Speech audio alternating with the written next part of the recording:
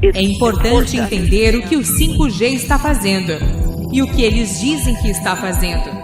Nos foi dito no documento informativo Trípoli 4 que essa tecnologia fritava os seus olhos na Segunda Guerra Mundial.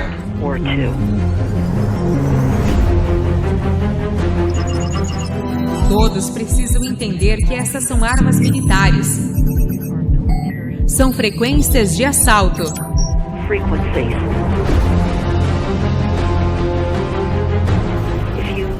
Se você não souber nada mais além disso, é isso que você precisa saber. É radiação por micro-ondas, com certeza.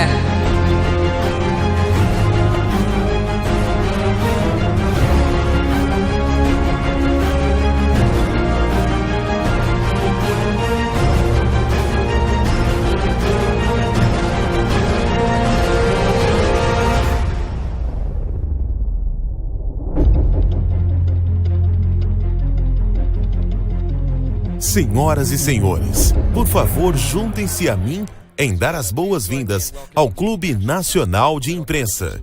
O diretor federal da Comissão de Comunicação, o senhor Tom Weller. It's an honor to be here at the National Press Club. The first generation wireless 1G was voice. The second generation 2G allowed both talk and text. The third generation, 3G, the internet, in a limited way. And today's technology, 4G, completed that digital migration. But if anyone tells you that they know the details of what 5G is going to become, run the other way.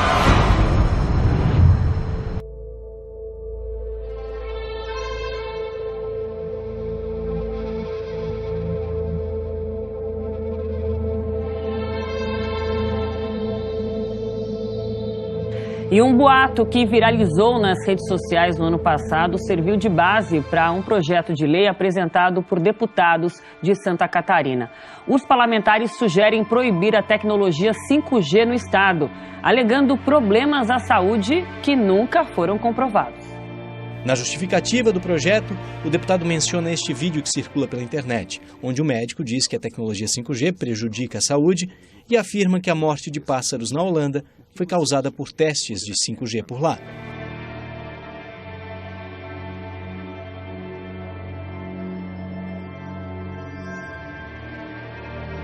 Especialistas afirmam que as informações do vídeo não têm fundamento científico.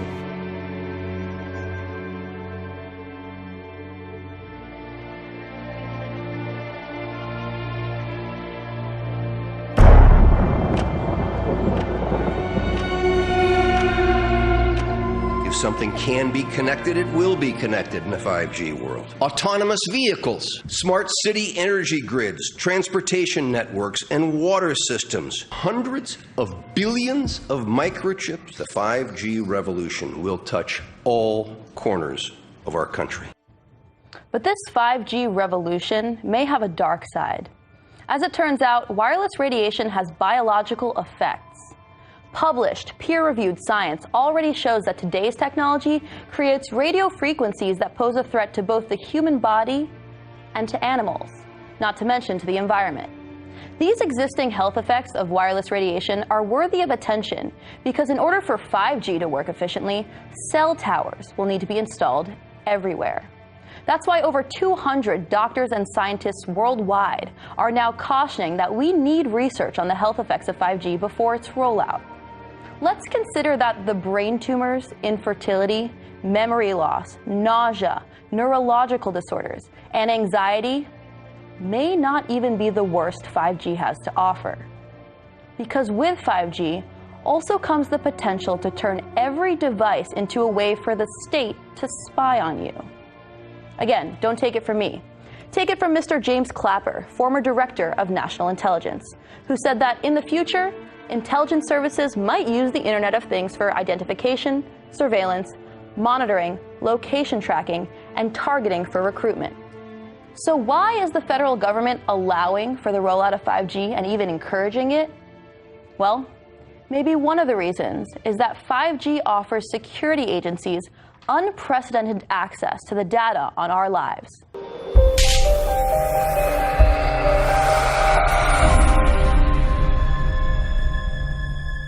There's a lot of confusion about what 5G is. The G stands for generation. So you started off with the first transmitter system. Back in the 1980s. In the 80s, yeah. So you had 1G, then you had 2G. And as the generations moved on, you started to see more complex signal systems, cleverer pieces of antenna designs, etc., etc. So the whole thing became more data, quicker downloads, etc., etc. However, 5G is something completely different. There's no doubt now that electric waves, electromagnetic forces, cause direct biological effects. There's thousands of peer-reviewed papers on this subject. There's no doubt about it. But what are these effects? How are they affecting us? What can we do about it? We're now at a stage where we're putting in what's called 5G, which is a special type of broadcast for high-density information transfers. And it turns out that this is the same frequency bands that are used in crowd dispersal weaponry.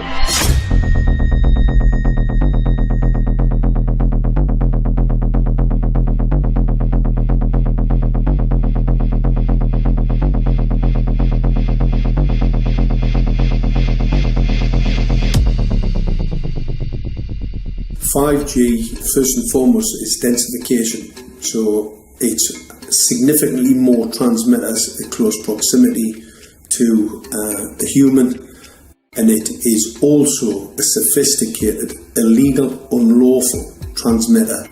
What I mean by that is it is a high-gain dielectric lens antenna, and what that allows 5G transmitters to do is to 3D map its environment in your home. The 868 megahertz frequency is specific for battlefield interrogation systems, so sub-gigahertz. It allows the signal to travel through concrete brickwork with ease, and it can actually data gather. It is a target acquiring system. It is extremely good at identifying targets and being able to lock onto targets. And not only that, it can specifically target you as an individual. So any judge sitting on an interesting case, let's say, any lawyer, any barrister, anybody doing any work that is potentially controversial, your life could be at threat. So the antenna design that you currently have on top of these LED streetlights, masquerading as a control management system, it basically battlefield interrogation equipment. The first phased array unit was actually called Mammoth, used by the Germans during the Second World War to identify Allied aircraft. Obviously things have moved on significantly since then. What evidence do we have that the electromagnetic fields that we already are exposed to are harmful given our current levels of exposure? Well, we have about 10,000 papers that have been published and many, many hundreds of reviews that have been published that clearly show that there are massive effects on our bodies based on the exposures we already have. So what exactly is going to be changing when 5G rolls out? Is it a simple case of more exposure, or is it a different type of frequency? It's not so much the frequency, although that's important. It's the pulsations that are the critical thing. 5G is designed to carry gigantic amounts of information, as you've already stated. And the way that information is carried is by pulsations. We know that the pulsations make these electromagnetic fields much, much more dangerous. And 5G, therefore, is designed to be vastly more dangerous than anything that we've been exposed to date. Ситуация вокруг компании Huawei, например. Olhe para a situação da Huawei e tentativas sem cerimônias de excluí-la do mercado internacional. Isto já é chamado em alguns meios de comunicação de primeira guerra tecnológica da época digital, que começa agora. O presidente Xi Jinping afirmou que a China está disposta a compartilhar a tecnologia 5G com todos os sócios.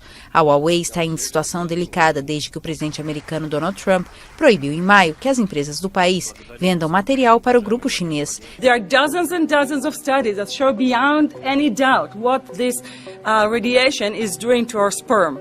Now, if you take the cell phone out of your pocket, the sperm will recuperate within 3 to 4 months. What would not recuperate would be the damage to the DNA of the sperm.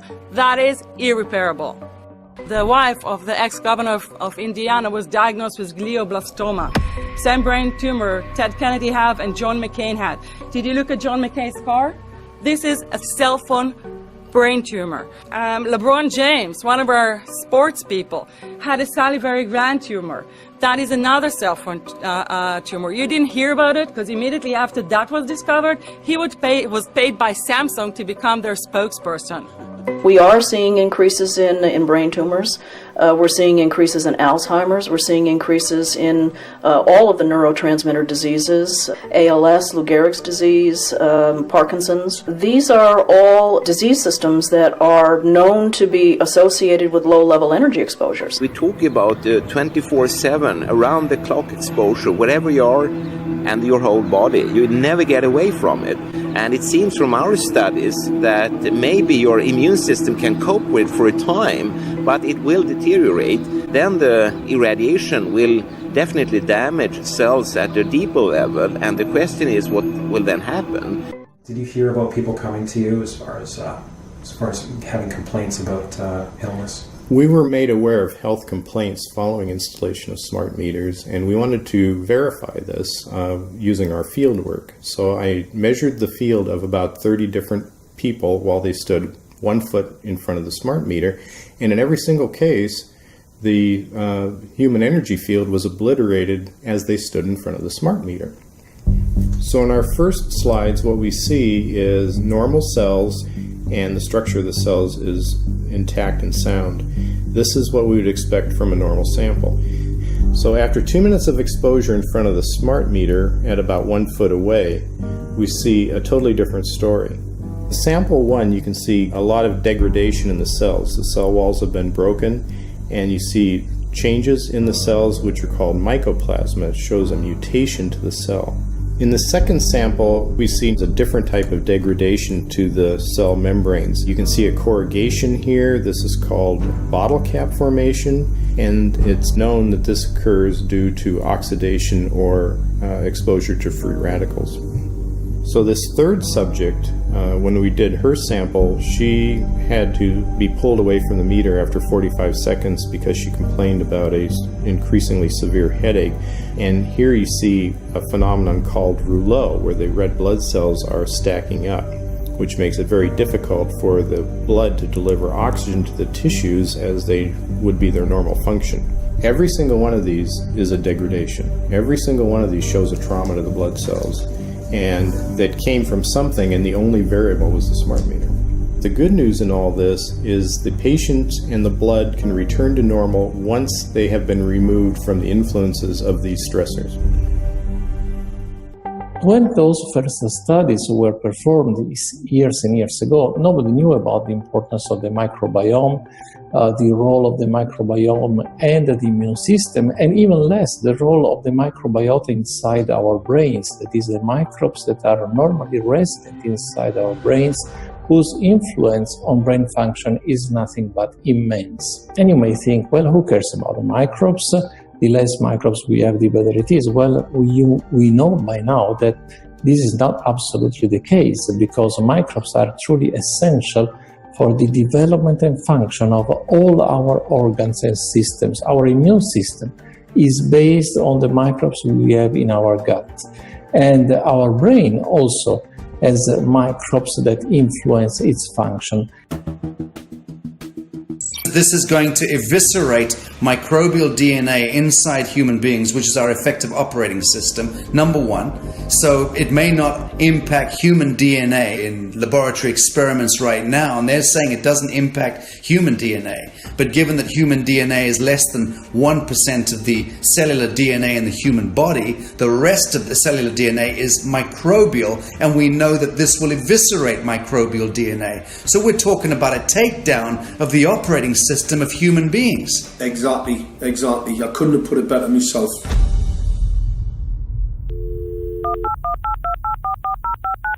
John Brandt. Good morning, Mr. Brandt. Wow, this is Amanda from Virginia. Hi, how are you? Hi, I've been trying to get a hold of you for months now. You guys are covering up chemtrails. No, we are not covering it. We have no reason to cover up chemtrails. Of course, you have every reason to cover it up. Every reason. It's called What losing your reasons job. would that be? Oh, well, you personally, you would lose your job if you were to reveal anything to me, and it's probably unsafe for you to even be speaking about this, No, considering it's not the types of individuals you work for. It's not unsafe. It is unsafe. There's no problem with us talking on. You're a citizen. You're making a complaint. Oh, Lord, have mercy on myself. It's a complaint in an area that we don't have authority to regulate.